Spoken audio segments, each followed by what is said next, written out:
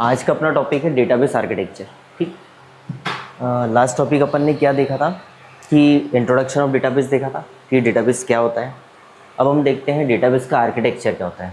ठीक। Next topic अपना है डेटाबेस आर्किटेक्चर। देखिए, डेटाबेस आर्किटेक्चर क्या है, पहले अपन डेफिनेशन लिख लेते हैं। It is the framework that defines how the DBMS is designed, developed and maintained। ठीक है।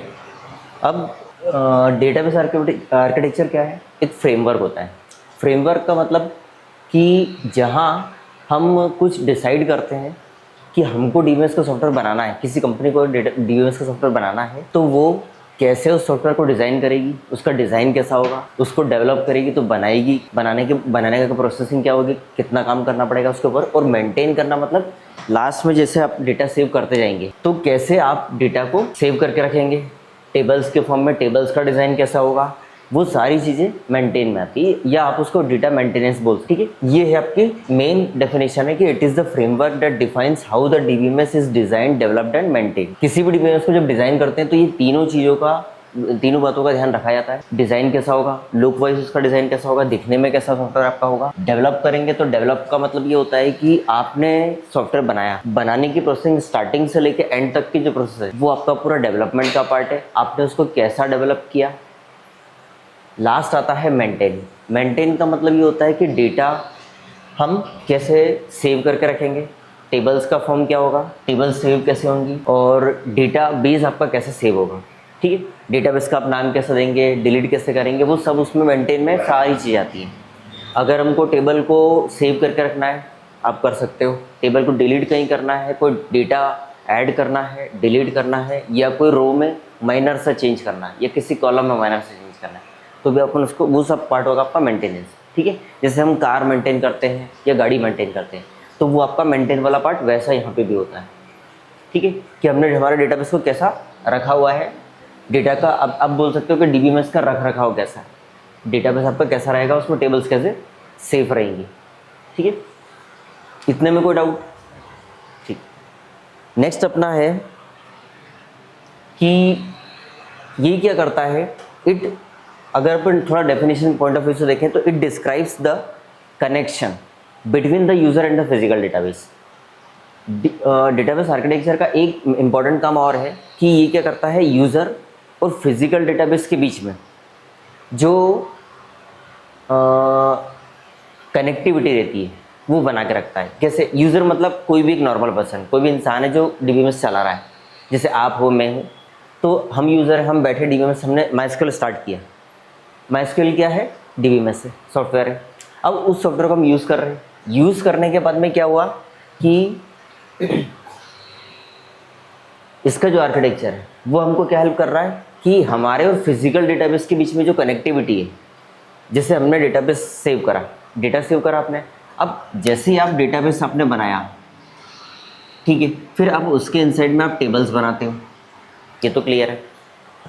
आपने डेटाबेस का कुछ नाम दिया तो डेटाबेस आपका सेव हो गया, सेव होके कहाँ जाएगा, किसी फिजिकल डेटाबेस पे जाकर सेव हो जाएगा। बताता हूँ मैं फिजिकल डेटाबेस का मीनिंग क्या होगा। ठीक है, अब आपका डेटाबेस जाके फिजिकल डेटाबेस में सेव हो गया, उसके बाद आपने इनसाइड में क्या करा, टेबल क्रिएट करी, वो टेबल भी जाके सेव हो गई। ये सब कहाँ सेव हो रहे हैं, फिजिकल डेटाबेस में। अभी फिजिकल डेटाबेस क्या होता है, जैसे मान लीजिए कि अपनी एक हार्ड डिस्क होती है। आज के ज़माने में आपको देखा होगा हार्ड डिस्क के साथ साथ में एसएसडी आ गई है मार्केट में। एसएसडी के साथ में आपको एनवीएमई भी मिलता है, ये भी एक new type of hard disk है।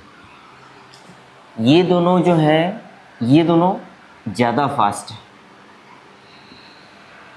हार्ड डिस्क का ट्रेंड धीरे धीरे कम होता जा रहा है, ख़त्म भी होता जा रहा है। जैसे हार्ड डिस्क ख़राब होती है तो क्या होता है, आजकल एसएसडी लगाई जाती है।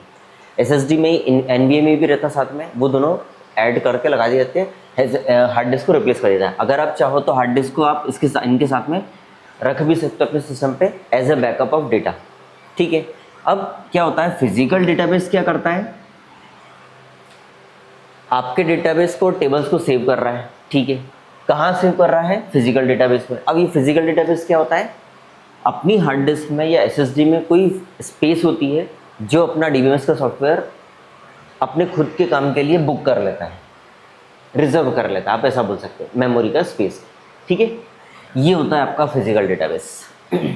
फिजिकल डेटाबेस में अपना सारा डेटा जो रहता है वो सेव होता है, वो भले ही डेटाबेस हो चाहे टेबल्स। टेबल्स के इनसाइड में ही अपना डेटा सारा सेव होता है। एक बात आप ध्यान रखिएगा, ठीक है, जब भी अपन टेबल बनाएंगे तो टेबल में हम क्या करेंगे? सारा डेटा सेव करेंगे। टेबल में डेटा किस फॉर्म में सेव होता है आपको पता है? रोज एंड कॉलम्स के फॉर्म में। ठीक है, अगर शॉर्ट में अपन बोलें तो इसको टेबुलर फॉर्मेट आप बोल सकते हो कि डेटा हमारा जो है वो टेबुलर फॉर्मेट में सेव हो रहा है। कौन से फॉर्मेट में? टेबल के फॉर्म में, मतलब टेबुलर फॉर्मेट उसको बोलेंगे, या टेबल्स के फॉर्म में हमारा डेटा सेव होता है। ये आप ध्यान रखिएगा, ठीक है। फिजिकल डेटाबेस का मीनिंग समझ में आया? नहीं आया कि नहीं? देखिए क्या होता है, अपनी हार्ड डिस्क, अपने मोबाइल का एग्जांपल लेते हैं अपन।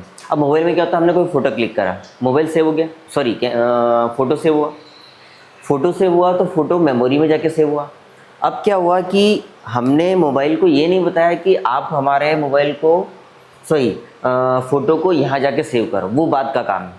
लेकिन बाय डिफ़ॉल्ट गैलरी या एल्बम्स में आपका फ़ोटो जाके सेव हो जाता है, ये एक लोकेशन है मेमोरी की। अब मेमोरी ने क्या कर रखा है, मेमोरी के पार्टीशंस होते हैं अलग अलग। जैसे कि मान लीजिए कि एक फ़ोल्डर वाला, जैसे इमेज का फ़ोल्डर होता है आपको पता है, फिर वीडियोस के लिए फ़ोल्डर अलग बना होता है, फिर डॉक्यूमेंट्स का अगर आपने फ़ोल्डर देखा हो तो मोबाइल में सारे फ़ोल्डर होते हैं। Same as it is folder अपने को वहाँ पे भी देखने को मिलते हैं, कंप्यूटर में भी। ये सारे जो है ना, ये आपके क्या है, मेमोरी के पार्टीशंस हैं अलग अलग। पार्टीशंस का मतलब ये हुआ कि मेमोरी ने आपको स्पेस दे दी कि हाँ वीडियोस अगर आप सेव करेंगे तो वो वीडियोस के फोल्डर में जाके सेव हो जाएंगे। फ़ोटो हमने कोई क्लिक करा मोबाइल पे तो वो इमेज के फोल्डर में चला जाएगा। डॉक्यूमेंट्स, फिर आपने देखा होगा स्क्रीनशॉट्स के भी फोल्डर बना होता है। तो ये अपनी फिजिकल लोकेशन आप बोल सकते हो या मेमोरी के लोकेशन बोल सकते हो। ये हमारी मेमोरी के अंदर ही सारे अलग अलग फोल्डर्स बने। यहाँ पे हमारा इमेज, फ़ोटो, वीडियो, डॉक्यूमेंट्स, ये सब स्क्रीनशॉट जो भी हम लेते हैं वो सब सेव होते आते हैं। ये तो आपको पता है, इतना तो क्लियर हो गया, ठीक है।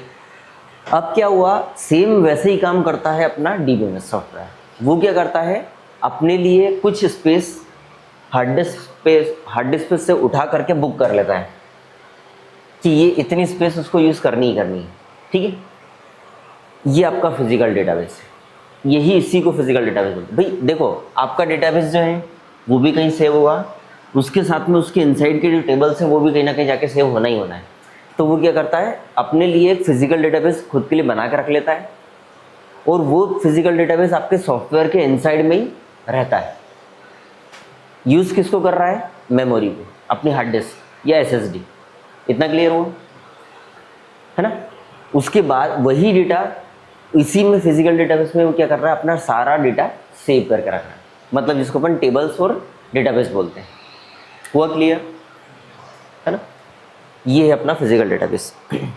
अच्छा, एक एग्जांपल, एक बात और है। मान लीजिए आपका सिस्टम खराब हो गया, कंप्यूटर खराब हो गया।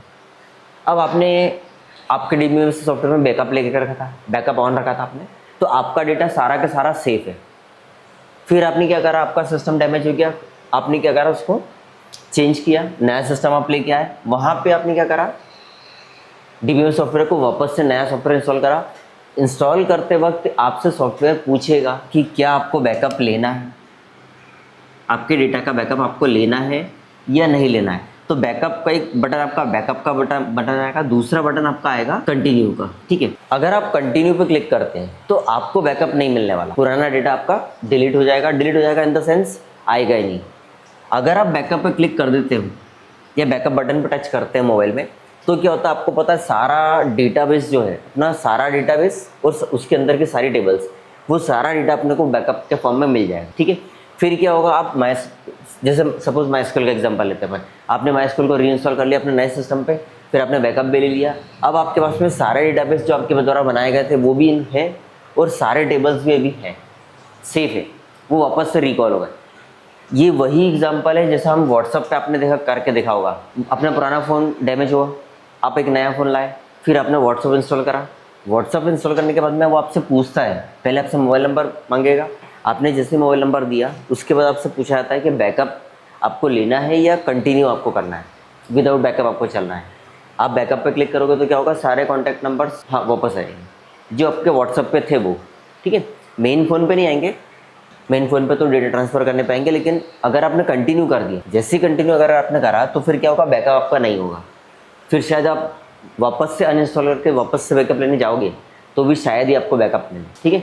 एक बात और है कि जैसे बैकअप हमेशा आपको ऑन रखना चाहिए, भले हम व्हाट्सअप यूज़ करें चाहे DBMS, ठीक है। इतना क्लियर हुआ, हो गया क्लियर ना कि हाँ नहीं हुआ जी, थैंक यू, ठीक है। हाँ, तो मैंने क्या बताया था आपको कि DBMS की बात चल रही थी। आर्किटेक्चर जो है वो क्या है हमारा, वो डिस्क्राइब करता है, क्या डिस्क्राइब करता है, connection between the user and the. इसी डेफिनेशन में अपन थोड़ा और आगे इसको कंटिन्यू करें। इट डिस्क्राइब्स द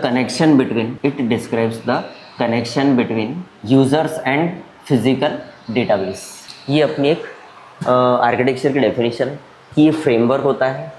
अच्छा, फ्रेमवर्क आप बता सकते हैं, फ्रेमवर्क अभी आपने सुना है, फ्रेमवर्क वर्ड क्या होता है या फ्रेमवर्क क्या बोल सकते हैं। फ्रेमवर्क को कंप्यूटर की स्क्रीन पे काम करेगा। आप इसको ये ज़रूर बोल सकते हो कि ये एक प्रकार का सॉफ्टवेयर है, ये सॉफ्टवेयर का पार्ट है जिसमें हम क्या करते हैं, DBMS को बनाते हैं, डिज़ाइन करते हैं, उसको डेवलप करते हैं और उसको मेंटेन करके रखते हैं। ये सारा काम एक DBMS बनाने वाली कंपनी करती है। उसके लिए फ्रेमवर्क के सॉफ्टवेयर बहुत इंपॉर्टेंट होते हैं। अगर आपने सुना हो तो 11th क्लास में आपने पाइथन पढ़ा था। पाइथन का जो स्टार्टिंग चैप्टर है उसमें आपने देखा था पाइथन के फ्रेमवर्क्स थे बहुत सारे। पाइथन के फ्रेमवर्क्स के नाम जो थे वो थे, अगर आप एक दो एग्जांपल की बात करें तो एक जाइथन था, साइथन था। जाइथन जो है, एग्जांपल की बात करें, जाइथन जो है तो पाइथन का सॉफ्टवेयर, लेकिन ये मेनली जावा लैंग्वेज को सपोर्ट करता है। एक होता है साइथन, मतलब CYTHON, ये जो है ये C लैंग्वेज को सपोर्ट करता है। आप इसको C और C++ के लिए भी बोल सकते हैं। मतलब अगर आप प्रोग्राम बनाओगे, आप चाहते हो कि प्रोग्राम बनाया जाए, प्रोग्रामिंग की जाए पाइथन में, और ये आपने मान लीजिए पाइथन का प्रोग्राम टाइप किया और इन बिटवीन अगर आपने C लैंग्वेज का प्रोग्राम इसमें यूज़ कर लिया और फिर वापस से अपना पाइथन का, मतलब पाइथन के प्रोग्राम में आपने कुछ, आपको रिक्वायरमेंट ऐसी लगी कि जिसमें आपको C लैंग्वेज का प्रोग्राम जो है उसको भी यूज़ करना पड़ रहा है, तो आप ये अलग अलग फ्रेमवर्क का यूज़ कर सकते हैं, ठीक है। फ्रेमवर्क वो सॉफ्टवेयर्स होते हैं, जैसे मान लीजिए कि आपको बहुत सिंपल एक सॉफ्टवेयर बनाना है पाइथन में, या एक छोटा सा MySQL जैसा DBMS सॉफ्टवेयर बना के देना है किसी कंपनी को, तो आप क्या करोगे, फ्रेमवर्क वाले सॉफ्टवेयर का यूज़ कर, ठीक है। पाइथन के भी बहुत सारे फ्रेमवर्क होते हैं, अपने 11th क्लास में पढ़ रखे थे, बताया मैंने आपको, ठीक है वो। और इस टाइप के फ्रेमवर्क सॉफ्टवेयर बहुत सारे होते हैं जो क्या करते हैं, DBMS सॉफ्टवेयर को डिजाइन करके देंगे, डिजाइन डेवलप और मेंटेन करने का काम करते हैं। ये हमने डिस्क्राइब कर दिया कि connection between user and physical database, इंसानों के बीच में और फिजिकल डेटाबेस के बीच में कनेक्शन, कनेक्टिविटी का काम कौन कर रहा है, डेटाबेस का आर्किटेक्ट, ठीक है। हो गई आर्किटेक्चर की डेफिनेशन क्लियर। अब आर्किटेक्चर में क्या होता है, 3 लेवल्स होते हैं। There are 3 levels of architecture, 3 levels of architecture, ठीक है। ये 3 लेवल्स होते हैं आर्किटेक्चर। इसमें 3 लेवल्स में सबसे पहले लेवल का नाम होता है एक्सटर्नल लेवल। पहला लेवल का है एक्सटर्नल लेवल के बाद में एक आपका आता है कंसेप्चुअल लेवल, तीसरा है आपका इंटरनल लेवल, ठीक है। ये 3 लेवल्स होते हैं आर्किटेक्चर के। तीनों लेवल जो है अलग अलग अपना काम करते हैं। सबसे पहले लेवल की अपन बात करें तो अपन स्टार्ट करते हैं सबसे पहला लेवल, एक्सटर्नल लेवल।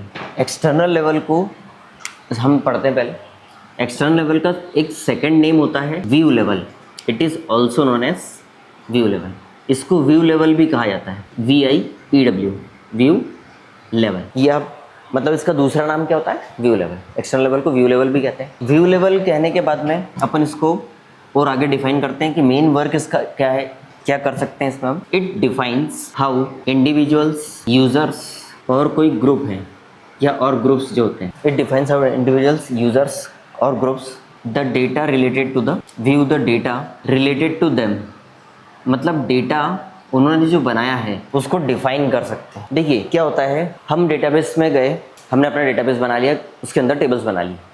होता क्या है, अब एक्सटर्नल लेवल क्या कहता है, it defines how individuals, users और groups view the data related to them. कोई इंसान है, बहुत सारे लोगों का ग्रुप है, इंडिविजुअल्स हैं, अलग अलग लोग बैठे अपना काम कर रहे हैं DBMS पे, या कोई ग्रुप बैठा है, जैसे आपकी क्लास का ग्रुप है, आप अगर किसी कंपनी में काम करते हो तो आपके साथ में जो कलीग्स हैं उनका ग्रुप है, वो लोग बैठ के क्या कर रहे हैं, डीबीएमएस पे काम कर रहे हैं, तो उनको डेटा दिखाई कैसे देगा, वो आता है एक्सटर्नल लेवल। लुक वाइज कैसा दिखेगा, आपने सॉफ्टवेयर ओपन करा, आपकी टेबल कैसे दिखेगी, टेबल में आप अपने डेटा को कैसा दिखाना चाहते हो, कैसा शो करना चाहते हो। कोई डेकोरेशन वाला पार्ट अगर आपको डिज़ाइन ऐड करनी है तो भी आप अपने डेटाबेस या टेबल्स में डिज़ाइन कर सकते हो। किसी कॉलम को आपको हाईलाइट करके दिखाना है, वो सब भी डिज़ाइन पार्ट में आता है। आपको फॉन्ट चेंज करना है तो भी आप कर सकते हो। ईच एंड एवरी चीज़ आप कर सकते हो कि आपको आपका डेटा जो है वो दिखता कैसा है। व्यू का मतलब होता है लुक, यानी कि दिखता कैसा है, ठीक है, हम कैसे उसको देख सकते, ठीक है, हुआ क्लियर। या तो हम मतलब यूज़र्स या कोई इंडिविजुअल्स या फिर कोई ग्रुप्स। इंडिविजुअल समझते हैं क्या होता है, कोई एक सिंगल पर्सन है उसको आप इंडिविजुअल बोल सकते हो। यूज़र्स में तो सभी यूज़र्स आएंगे, आप, मैं और अपने से हाई लेवल वाले यूज़र्स। जैसे मैंने आपको बताया था कि 3 टाइप के यूज़र्स होते हैं। एक सॉफ्टवेयर प्रोग्रामर्स होते हैं जिसको अपन एप्लीकेशन प्रोग्रामर्स भी बोलते हैं।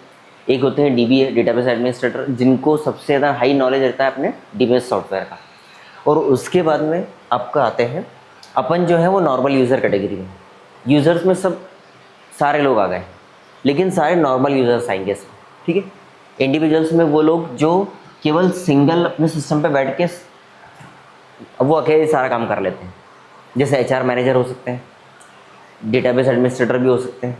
ग्रुप्स में कौन आएंगे, किसी कंपनी के एम्प्लॉइज़, 10 एम्प्लॉइज़, 20 एम्प्लॉइज़, या आपके क्लास के सारे जो स्टूडेंट्स हैं वो मिलके अगर डीबीएमएस चला रहे हैं तो भी उनका क्लास का ग्रुप कहा जाएगा। क्लास 12 का ग्रुप है, क्लास 11 का ग्रुप है, वो लोग यूज़ कर पा रहे हैं, ठीक है। तो लुक वाइज हमारा डेटा कैसा दिखेगा, जो हमसे रिलेटेड डेटा है, जो हमसे ही जुड़ा हुआ डेटा है। जैसे आपने टेबल बनाई है, आपने टेबल में क्या कॉलम रखे हैं वो आपको पता है, मैंने कॉल टेबल बनाई है कि वो मुझे पता रहेगी। दिखेगी भी कैसे, कि वो लुक वाइज कैसे दिख रही है। आप ज़्यादा डेकोरेटिव बनाना चाहते हैं तो भी आपको डेकोरेशन वाला पार्ट दिखेगा। आया समझ, ये है आपका एक्सटर्नल लेवल। सेकंड लेवल आपका होता है कंसेप्चुअल लेवल। सेकंड लेवल को क्या बोलते हैं, conceptual level. Conceptual level, conceptual level का एक दूसरा नाम होता है लॉजिकल लेवल। इसको क्या कहते हैं, it is also known as logical level. It is also known as logical level. इसको लॉजिकल लेवल भी कहा जाता है, ठीक है। हो सकता है कि आपसे एग्जाम में नेम चेंज करके आए कि लॉजिकल लेवल, कंसेप्चुअल लेवल का सेकंड नेम बता दीजिए, 1 वर्ड में आंसर पूछा जाए, या फिर फिल इन द ब्लैंक्स में पूछा। लॉजिकल लेवल इसको कहते हैं क्योंकि यहाँ पे मेन कॉन्सेप्ट का यूज़ किया जाता है, मेन लॉजिक लगाया जाता है कंपनी के द्वारा कि हमारा डेटाबेस बनेगा कैसे, उसके इनसाइड में टेबल्स कैसे सेव होंगी, कैसे टेबल सेलेक्ट होंगी, कैसे आप शो टेबल्स का कमांड चलाओगे तो सारी टेबल्स की लिस्ट आपके सामने आ जाएंगी। ये सारा कॉन्सेप्ट इसमें लॉजिकल लेवल में, कॉन्सेप्चुअल लेवल में यूज़ किया जाता है, ठीक है। देन सेकेंड पार्ट इसका ये है कि it describes the entire structure of the database. ये आपके पूरे डेटाबेस का स्ट्रक्चर क्या करता है, डिस्क्राइब करता है। डिस्क्राइब वर्ड का मीनिंग आप लोगों को पता है, हाँ, डिटेल में कोई चीज़ एक्सप्लेन करना या कोई टॉपिक एक्सप्लेन करना। It describes the entire structure of the database. Database का पूरा जो स्ट्रक्चर होता है उसको ये बहुत अच्छे से डिटेल में एक्सप्लेन करता है। एक्सप्लेन करने का मतलब ये होता है कि आप डेटाबेस कैसा बनाना चाहते हो, कंपनी अपने डेटाबेस को कैसा शो करना चाहती है डिज़ाइन से भी, और उसके साथ साथ में कितना डेटा, कितनी नंबर ऑफ़ टेबल्स सेव करना चाहती है, कैसे डेटाबेस के इनसाइड में टेबल्स सेव होंगी, वो सारा कॉन्सेप्ट इस तरीका होता है। मतलब सारा लॉजिक कंपनी कहाँ लगाएगी, कंसेप्चुअल लेवल में।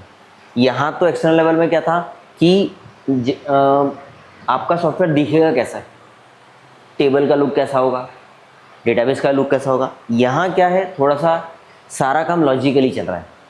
क्या क्या लॉजिक को कॉन्सेप्ट आप लगाओगे कि डेटाबेस बनेगा, फिर उसमें टेबल सेव होंगी, नंबर ऑफ टेबल्स आपको कितनी रखनी है, वो सब कॉन्सेप्ट यहाँ पे यूज होगा, ठीक है। अब डेटाबेस, अब इसमें इन्होंने कुछ चीज़ें और भी होती है, जैसे कि एंटिटीज़, रिलेशनशिप्स और कंस्ट्रेंट्स। एंटिटीज़, रिलेशनशिप्स, और एक आता है कंस्ट्रेंट्स। एंटिटीज़, रिलेशनशिप्स और एक होता है कंस्ट्रेंट्स।